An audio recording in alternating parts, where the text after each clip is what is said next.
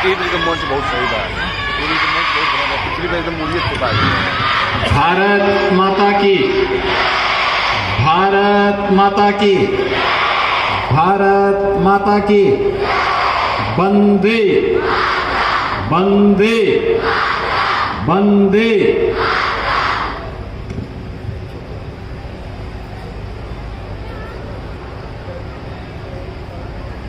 पूर्व प्रधानमंत्री जननायक चंद्रशेखर जी की भव्य प्रतिमा के अनावरण के साथ ही 80 करोड़ रुपए की लागत की परियोजनाओं के लोकार्पण और शिलान्यास कार्यक्रम में मंच पर उपस्थित प्रदेश सरकार में मेरे सहयोगी मंत्री, बलिया के लोकप्रिय विधायक श्री दयाशंकर सिंह जी, बलिया को देश और दुनिया के सामने एक पहचान दिलाने वाले जननायक चंद्रशेखर जी की इस प्रतिमा और भव्य प्रतिमा के अनावरण कार्यक्रम में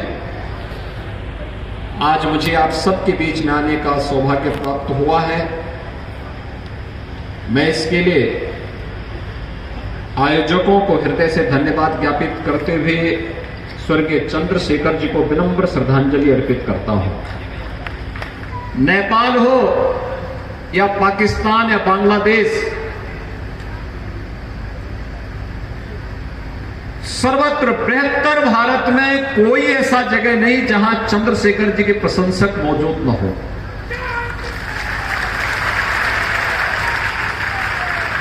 हर व्यक्ति के साथ संबंधों को बनाना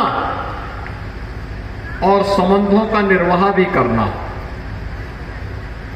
मूल्यों की राजनीति की जब बात आती है, देश की आवश्यकता के अनुरूप उस प्रकार का कदम उठाने का साहस भी अगर किसी में था तो वह चंद्रशेखर जी में ही था।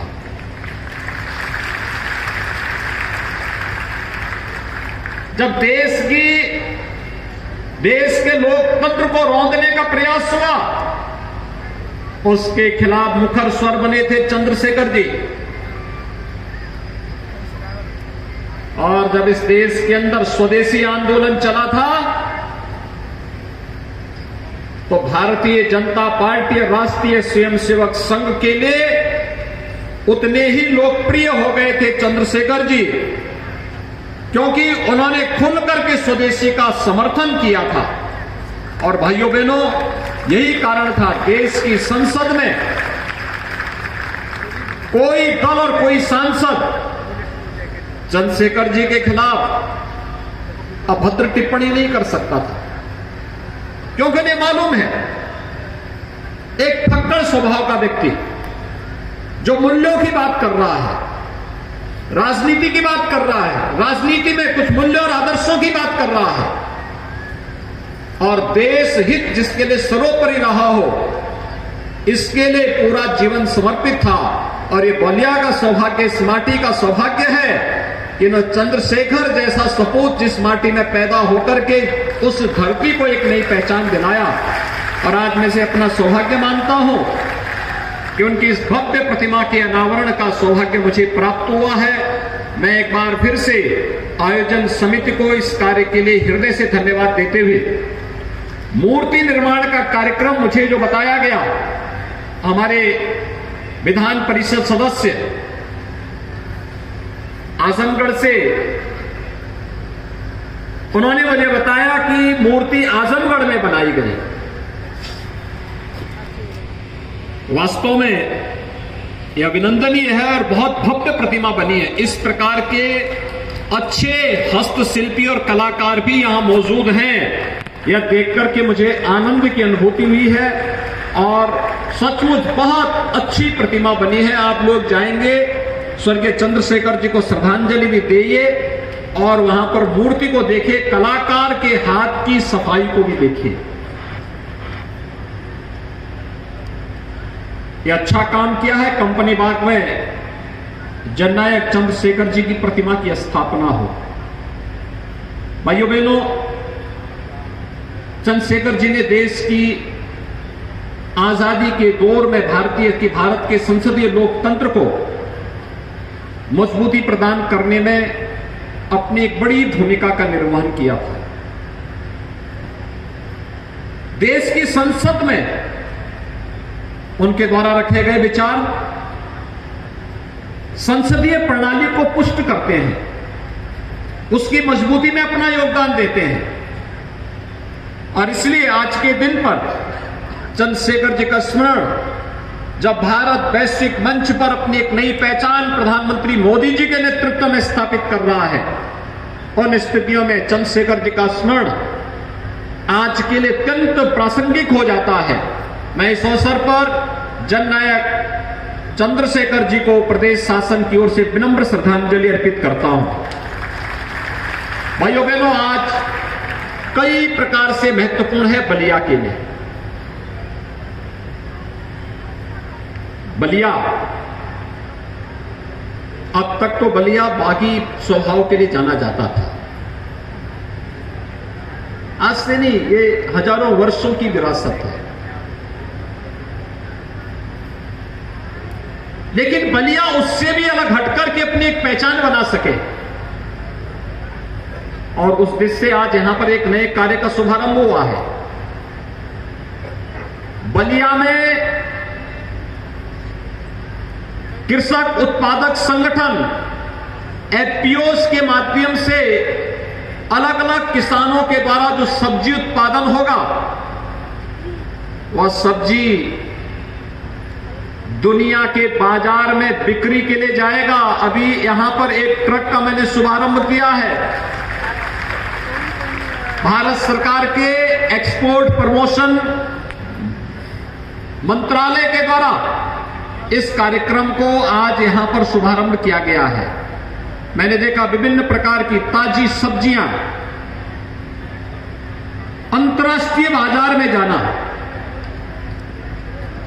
यहां के किसानों को, जिसके बारे में प्रधानमंत्री जी बार बार कहते हैं कि अगर किसान की आमदनी को दुगना करना है तो बीज से बाजार तक की इस यात्रा को हमें आसान करना पड़ेगा। और भाइयों बहनों, उस यात्रा की एक नई कड़ी है ये। यहां के किसानों को सब्जी का अच्छा दाम मिलेगा। अक्सर होता क्या है कि जब सब्जी अच्छी होती है तो मार्केट में, लोकल मार्केट में दाम गिर जाते हैं, और कभी कभी किसानों को उस सब्जी को फेंकना पड़ता है। जब बिकती नहीं, फेंकना पड़ता है, और सड़ जाती है, खराब हो जाती है। लेकिन अगर वही सब्जी हमने प्रोसेसिंग करके, उसको पैकिंग करके और उसे वैश्विक बाजार में पहुंचाने का काम कर दिया, यहां से तो कार्गो से जाएगा, लेकिन अब तो हल्दिया से लेकर के वाराणसी के बीच इनलैंड वाटर में, यानी पानी के जहाज के माध्यम से जो बलिया होते हुए ही जाएंगे। और मैं चाहूंगा कि इस दिशा में बलिया के पास भी अगर तमाम एफपीओज यहां के कृषि उत्पाद को वैश्विक बाजार तक पहुंचाने के लिए तैयार हो, तो यहां पर मल्टी मॉडल लॉजिस्टिक और मल्टी मॉडल ट्रांसपोर्ट हब बनाने की दिशा में भी एक अच्छा कार्य हो सकता है। क्योंकि बलिया से एक और सरयू जी मिलती है, एक तरफ गंगा जी मिलती है, और इसके बाद गंगा नदी में पानी की कमी नहीं है। आसानी से हर सीजन में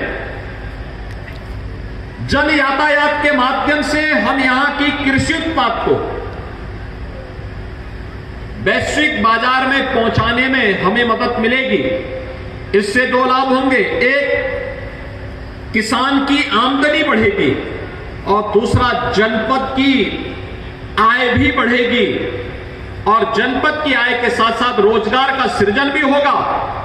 और जब हम जनपद की आय बढ़ाएंगे तो प्रति व्यक्ति आय बढ़ेगी, और जीडीपी बढ़ने से जनपद की जीडीपी बढ़ेगी तो प्रदेश की बढ़ेगी। प्रदेश में जो $1 ट्रिलियन की इकोनॉमी बनाने का लक्ष्य प्रधानमंत्री मोदी जी ने दिया है, इस लक्ष्य को आसानी से हम लोग प्राप्त कर पाएंगे। और इसके लिए मैं बलिया वासियों को हृदय से बधाई देता हूं, उन कृषि उत्पादक संगठनों को जिन्होंने इस दिशा में अच्छा कार्य किया है, जिसमें Divyam bio energy producer company Maharajpur Ballia, Murli Chhapra maize and banana farmer producer company, Revati progressive farmer producer company, इन सभी को आज यहां पर इस कार्यक्रम में भारत सरकार का पंजीकरण प्रमाण पत्र भी आज यहां पर प्रदान किया गया है। अभी आपने देखा होगा मंच पे मैंने उनको एक एक प्रमाण पत्र भी उपलब्ध करवाए हैं। लोकार्पण और शिलान्यास का भी कार्यक्रम आज यहां पर संपन्न हुआ है। बलिया विकास की प्रक्रिया के तहत तेजी के साथ आगे बढ़ता हुआ एक प्रदेश का सीमावर्ती जनपद माना जाता है। इसके बाद बिहार की सीमा प्रारंभ हो जाती है। स्वाभाविक रूप से यहां का विकास हो, जितनी यहां पे प्रतिभा है, ऊर्जा है, जितना पोटेंशियल है, उसका भी हम लोगों ने बहुत कम उपयोग किया है। मेरा ये मानना है यहां के किसान थोड़ी और मेहनत कर लेंगे, तकनीक का उपयोग खेती किसानी के रूप में कर लेंगे, इस आमदनी को कई गुना बढ़ाया जा सकता है। यहां पर थोड़े और प्रयास होंगे, इनलैंड वाटरवे का उपयोग हो जाएगा, क्योंकि यहीं से वाराणसी का रूट भी जाता है। हल्दिया टू वाराणसी बाया बलिया होते हुए है। हमें बलिया के इस रूट का उपयोग करना चाहिए। हजारों नौजवानों को यहीं पे नौकरी और रोजगार मिल जाएगा। हजारों लोगों को यहां पे स्थानीय स्तर पर रोजगार और नौकरी मिलेगी। बलिया के नौजवानों को नौकरी और रोजगार के लिए बलिया के अंदर आने के लिए मजबूर होगी। इस प्रकार की परिस्थितियां बलिया के अंदर पैदा करने की आवश्यकता है और इसमें कृषक उत्पादक संगठन एक बड़ी भूमिका का निर्वहन कर सकते हैं। और मैं इसके लिए आह्वान करूंगा, एक अच्छी शुरुआत हुई है, इस अच्छी शुरुआत को और अच्छे ढंग से आगे बढ़ाने की आवश्यकता है। भाइयों बहनों, मैं पिछले दिनों यहां पर आया था, जब यहां पर एक कार्यक्रम के साथ मुझे जुड़ने का अवसर प्राप्त हुआ था और उस कार्यक्रम के माध्यम से हम लोगों ने यहां पर कुछ नए कार्यक्रमों को आगे बढ़ाने के लिए कहा था। और मैंने तब भी कहा था कि पर्यटन हमारे पास एक बहुत बड़ा माध्यम है। आपने इस बार काशी में देखा होगा, अकेले सावन के महीने में काशी विश्वनाथ धाम का दर्शन करने के लिए 1 करोड़ श्रद्धालु आए थे। 1 करोड़ श्रद्धालु का मतलब होटल का व्यवसाय भी खूब फला फूला, टैक्सी वालों को रोजगार मिला, जितने रेस्टोरेंट थे उनको मिला, और साथ साथ जितनी भी दुकानें थी, मार्केट था, इन सबको भी मिला, गाइड को भी मिला, पंडों को भी काम मिला, हर तबके को काम मिला। वहां पर एक साथ पूरी इकोनॉमी को बल देता है पर्यटन।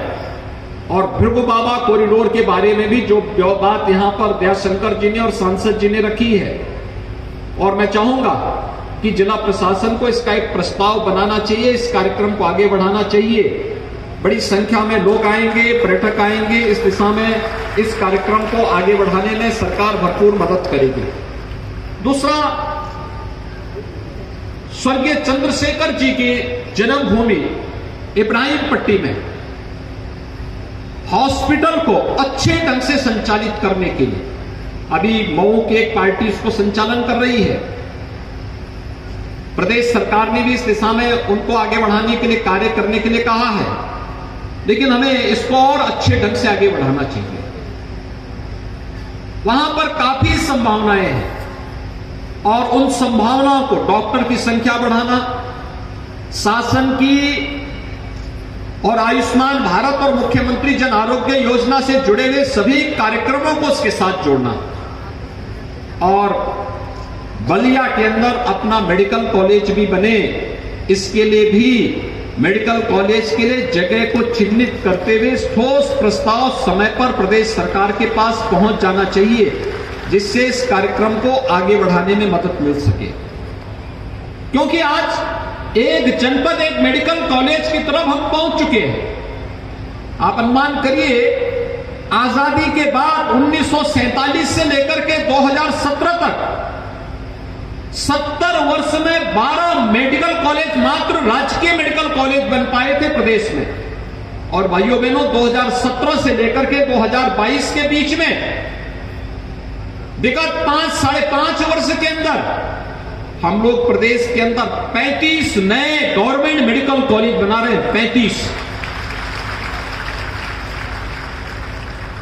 समय पे अगर जमीन मिल गई होती तो इन 35 में से एक मेडिकल कॉलेज आपके बलिया को भी मिल गया होता, लेकिन जमीन न मिलने के कारण हमेशा बलिया उससे छिड़ता रहा। और मैं फिर आह्वान करूंगा, हमें टॉप प्रायोरिटी पे इसको लेना चाहिए, क्योंकि बलिया का मतलब क्यों बलिया नहीं होगा, बलिया का मतलब बलिया और आसपास के क्षेत्र के लोगों के साथ साथ बिहार के लोगों को भी उस स्वास्थ्य सुविधा का लाभ मिलेगा। उत्तर प्रदेश को इस दिशा में अपनी नेतृत्व की भूमिका के साथ आगे आना ही चाहिए और इस दिशा में हम इस कार्यक्रम को तेजी के साथ आगे बढ़ा सकें। इसके लिए मैं यहां के जिला प्रशासन से कहूंगा कि यहां के जनप्रतिनिधियों के साथ मिलकर के इसको हम तेजी से आगे बढ़ाने का कार्य करें। मुझे प्रसन्नता है, आज यहां पर ग्रामीण आजीविका मिशन से जुड़ी हुई बड़ी संख्या में बहनें आई हैं और मैं धन्यवाद दूंगा श्री दयाशंकर जी को और यहां के जिला प्रशासन को, जिन्होंने इनके आजीविका को, इन महिला स्वयंसेवी समूह को व्यवस्थित रूप से आगे बढ़ाने के लिए कार्य किया है। एक अच्छा प्रयास प्रारंभ हुआ है। महिला स्वयंसेवी समूह महिला स्वावलंबन का आदर्श उदाहरण हो सकता है। इसमें जो रिवॉल्विंग फंड जाना है, इसमें तत्काल उन्हें उपलब्ध हो जाए, इनके प्रशिक्षण की व्यवस्था हो जाए, टूल किट उपलब्ध कराने की कार्रवाई को भी हम तेजी के साथ आगे बढ़ा लें और महिला स्वयंसेवी समूहों को हम मिल्क प्रोड्यूसर के साथ भी जोड़ सकते हैं। मिल्क प्रोड्यूसर के साथ ही यहां पर तमाम महिला स्वयंसेवी समूहों को पोषण मिशन के साथ भी जोड़ने का कार्य हमें करना चाहिए। जो गांव में बाल विकास और पोषाहार विभाग के द्वारा गर्भवती महिलाओं को, किशोरी कन्याओं को, कुपोषित नवजात शिशुओं को पोषाहार दिया जाता है, हम लोगों ने पूरे प्रदेश के लिए क्रांतिकारी कदम उठाते हुए ये पूरा कार्यक्रम महिला स्वयंसेवी समूहों को सौंप दिया है कि इसमें भ्रष्टाचार की बू न आने पाए, इसके लिए महिला स्वयंसेवी समूह इस कार्यक्रम को आगे संचालित करेंगे। महिला स्वयंसेवी समूह चाहे तो इस दिशा में बहुत अच्छा कार्य कर सकती है। मैं आपके सामने 2 उदाहरण दूंगा। 2019 में मुझे झांसी जनपद में जाने का अवसर प्राप्त हुआ था और जब झांसी में मैं गया था तो झांसी में आप आश्चर्य करेंगे कि झांसी में 5-6 केवल महिलाएं, गांव की, एकदम गांव की महिलाएं, बुंदेलखंड की 5-6 महिलाएं आई थी और उनके लिए उस समय एक दुग्ध उत्पादक संघ वहां पे गठित किया गया था, बेलेनी मिल्क प्रोड्यूसर के रूप में। उन्होंने मेहनत किया और परिणाम क्या आया, आज उनकी संख्या बढ़कर के 41,000 है और वे कितने का वहां पर व्यवसाय करती है, 150 करोड़ रुपए सालाना व्यवसाय करती है और 14 से 15 करोड़ रुपए का सालाना प्रॉफिट भी कमाती है। ऐसे ही आगरा में भी, और मैं चाहूंगा जिला प्रशासन यहां पर महिला स्वयंसेवी समूह को इस दिशा में आगे बढ़ा करके कार्य कर सकती है। इस दिशा में अच्छा कार्य हो सकता है। किसी एक विधानसभा को केंद्र में रख करके एक कार्यक्रम अगर आगे बढ़े तो इस पर ढेर सारे लोगों को कार्यक्रम के साथ जोड़ा जा सकता है। जो मैंने कहा, इनलैंड वाटरवे, जल यातायात यहां पे प्रारंभ हो चुका है। अभी हम लोग 11 तारीख को वाराणसी में इसको और तेजी के साथ प्रारंभ करेंगे और मुझे लगता है हमें रेडीमेड गारमेंट्स के साथ भी जोड़ना चाहिए। रेडीमेड गारमेंट्स में पार संभावनाएं हैं।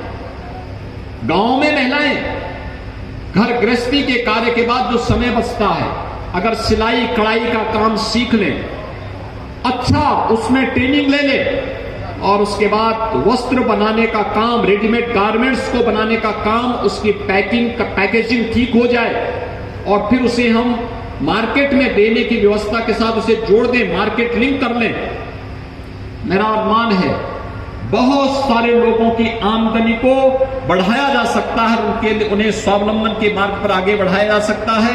बलिया में जो प्रयास प्रारंभ हुआ है यह अभिनंदनीय है। मैं इसके लिए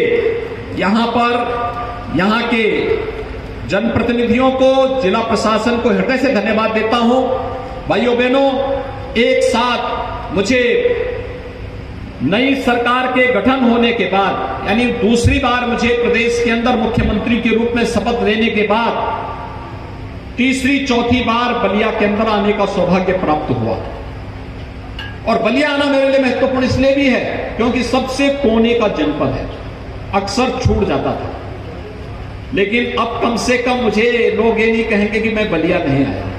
यद्यपि आप लोगों ने कभी शिकायत नहीं की, लेकिन फिर भी मैं आप सबको आश्वस्त करता हूं, बलिया के विकास के लिए हम पूरी प्रतिबद्धता के साथ कार्य करेंगे। बलिया के विकास से जुड़ी हुई कोई परियोजना लंबित नहीं रहने पाएगी। डबल इंजन की सरकार प्रधानमंत्री मोदी जी के नेतृत्व और मार्गदर्शन में पूरी मजबूती के साथ जनता के हितों के लिए कार्य करने के लिए प्रतिबद्ध है।